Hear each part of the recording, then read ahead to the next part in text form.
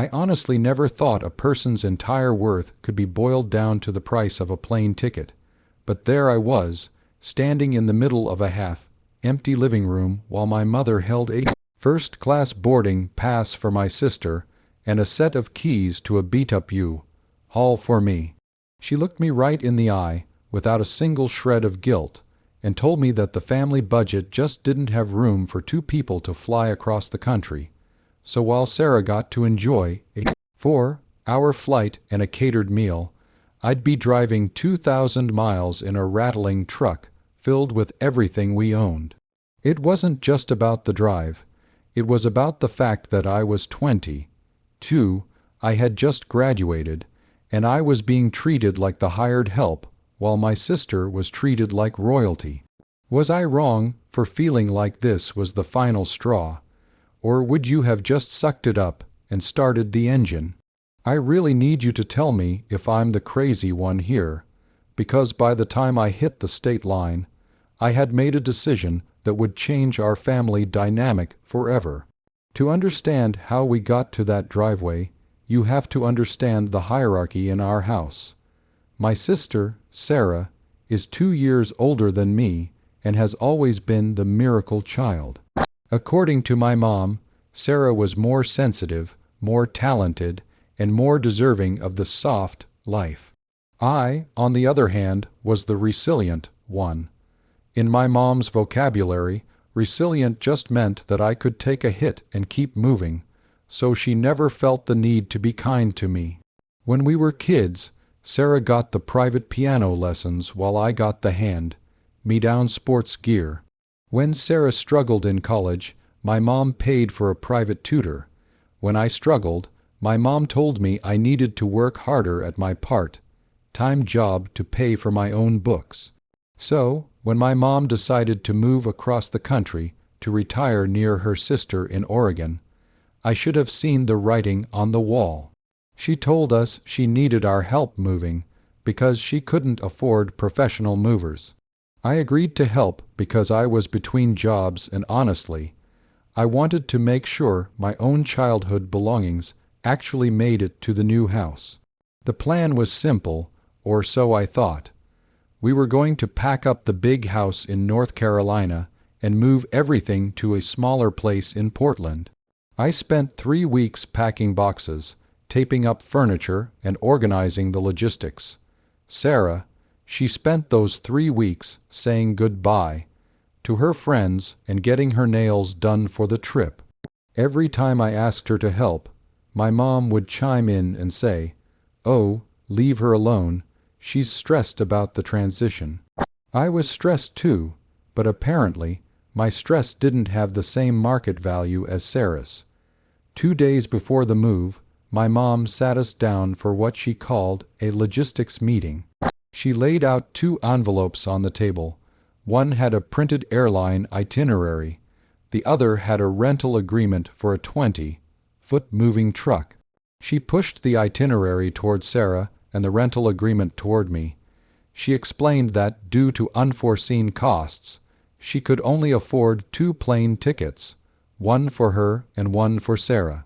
She told me that since I was such a capable driver and loved road trips, I would be the one to drive the truck across the country. I sat there in stunned silence for a full minute.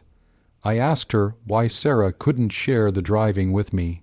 Sarah immediately made a face and said she gets highway hypnosis, and it wouldn't be safe.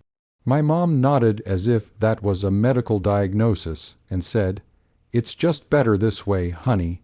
You can listen to your podcasts and have some alone time."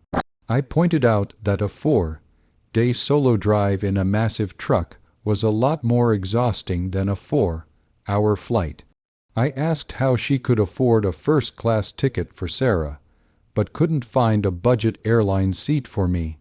My mom got that sharp, cold look in her eyes and told me I was being ungrateful and selfish. She said I was lucky she was even letting me store my stuff in the truck. That was the moment something inside me just snapped. I realized I wasn't a daughter to them. I was a logistics solution.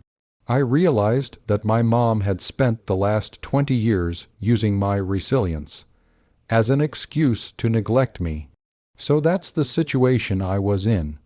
I was expected to drive their entire lives across the country while they sipped champagne in the sky, and I was expected to do it for free. Before I tell you what I did when I reached the first gas station, I want you to pause and comment below what you would have done in my shoes. Would you have driven the truck all the way? Would you have walked away right there in the driveway? I want to see your thoughts before I reveal the climax of this mess. The next morning, they left for the airport at 6:00 a.m. My mom gave me a quick pat on the shoulder and a list of instructions on where to park the truck once I arrived in Portland. Sarah didn't even say goodbye.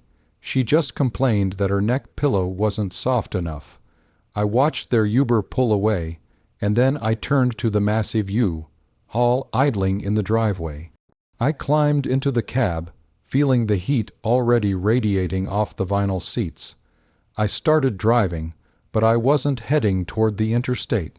I spent the first 2 hours of my road trip thinking about every time I had been pushed aside for Sarah. I thought about the time they forgot my high school graduation dinner because Sarah had a minor breakup. I thought about the time I had to work 2 jobs to stay in school while Sarah got a monthly allowance. I pulled into a rest stop about 3 hours away and pulled out my phone. I checked the rental agreement. The truck was in my mom's name, but I was the only authorized driver. However, more importantly, I looked at the inventory.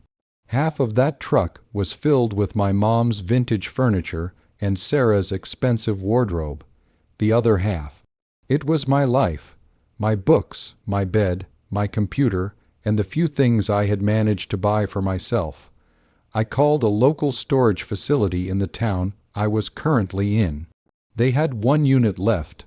I drove the truck there, and for the next 4 hours, I worked harder than I ever had in my life.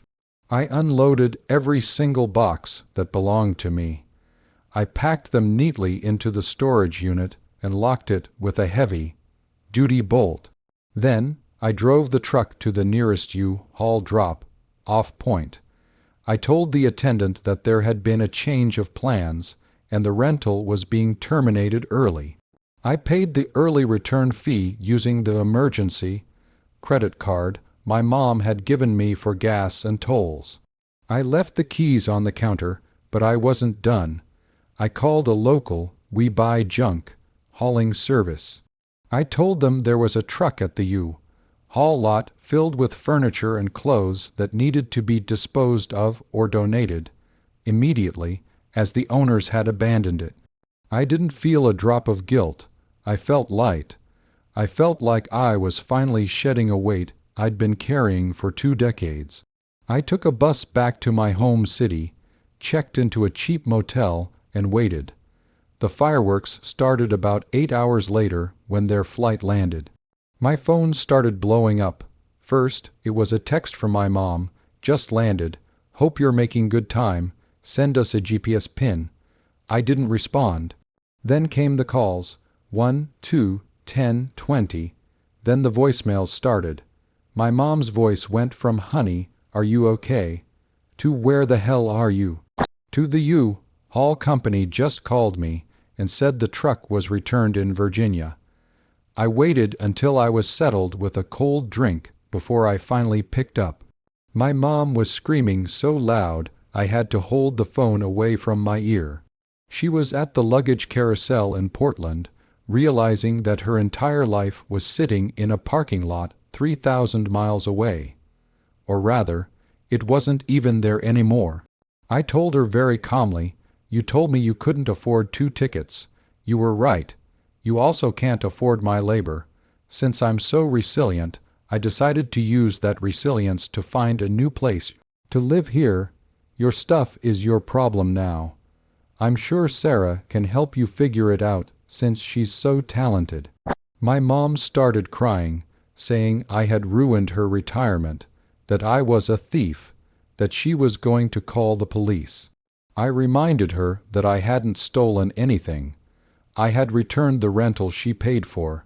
The disposal of her items was just me following her lead, treating her things with the same lack of care she treated my time.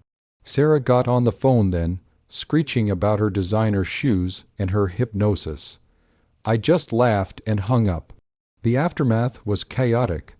My mom had to fly back to Virginia the next day, but by the time she got to the U-Haul lot, the hauling service had already cleared the truck. Most of her furniture ended up at a Goodwill, and Sarah's clothes were gone. They tried to sue me, but since the truck was returned and I hadn't technically stolen anything, and since the hauling service had a signed abandonment form from the person who had the keys, they didn't have much of a case. My extended family tried to shame me, calling me cruel and heartless. I blocked all of them. I used the money I had saved from my jobs to move my stuff out of that storage unit and into a small apartment with a roommate. For the first time in my life, I wasn't the resilient one. I was just me. I don't talk to my mom or Sarah anymore. Last I heard, they're living in a tiny apartment in Portland, still blaming me for their tragedy, while Sarah finally had to get a real job to help pay the bills. I learned that day that family isn't about blood. It's about who actually sees you as a human being. If someone treats you like a tool, don't be surprised when you decide to stop working. Like this video if you were on my side and think they got exactly what they deserved. Subscribe for more stories like this where the underdog finally wins, and please, share your final thoughts on this whole mess in the comments section. Did I go too far, or was the moving truck perfect lesson? I'll see you all in the next story.